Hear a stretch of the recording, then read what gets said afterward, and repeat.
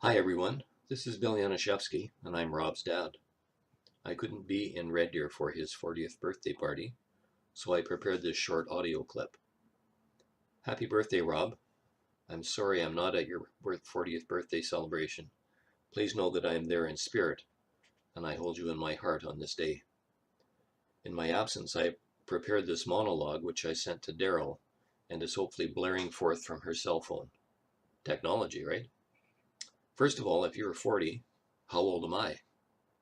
Easy answer, too old. For those of you that know Rob, which should be all of you, or you shouldn't be here, you will know that Rob is never late for anything. Far from it. He's always early, which isn't a bad thing. If you have ever set up a meeting with Rob and you get there 1 minute late, he first glances at his watch and then he delivers the look. All without saying a word. You know you were late though. This habit began early, before Rob actually entered this world. In true Rob fashion, he was born early, nearly 5 weeks if memory serves me correctly. Rob's entry into this world was a tough one, but he proved to be a survivor and a fighter, and continues to do things that when he was a baby we didn't think were possible. He truly is an amazing guy. When Rob was in his teens, it was determined that his wisdom teeth were coming in such a way that they would seriously affect the other teeth in his mouth. They need to be surgically extracted. It was day surgery, so Rob got dropped off in the morning, and I would pick him up later in the afternoon, minus his wisdom teeth. Well, it seems to me the wisdom teeth came back with us too. When the time came, I picked Rob up and took him to my place for recovery. He was wide awake, and other than a mouthful of cotton swabs, didn't look for any worse. For wear.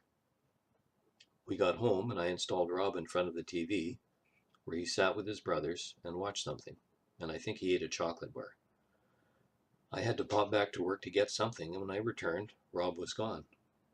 Randy and Terry were still there, and I asked them where Rob was. West Edmonton Mall, they answered, in unison.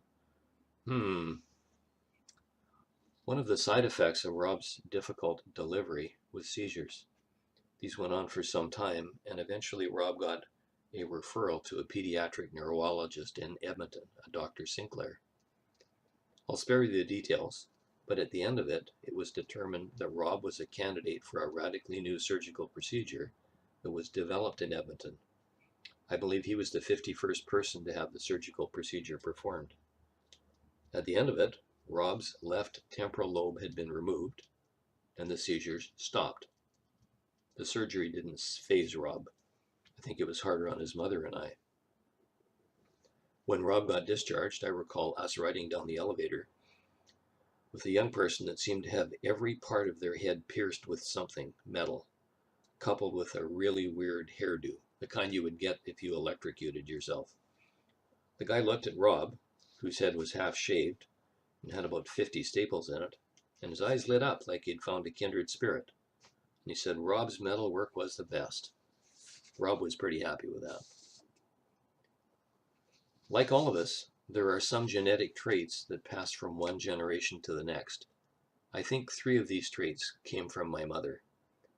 The first was a love of shopping. Like my mom, Rob is a recreational shopper. Remember the wisdom tooth extraction story? Both my mom and Rob could shop for hours, not buy anything, just shop. I don't have that gene. The second was gambling. In the days when my mother was still alive, she would buy Irish sweepstakes tickets, which she got on the black market. I don't think she ever won anything, but that didn't stop her. My mom and dad and sister and I went to Reno once, where she won $35 in dimes. She was hooked.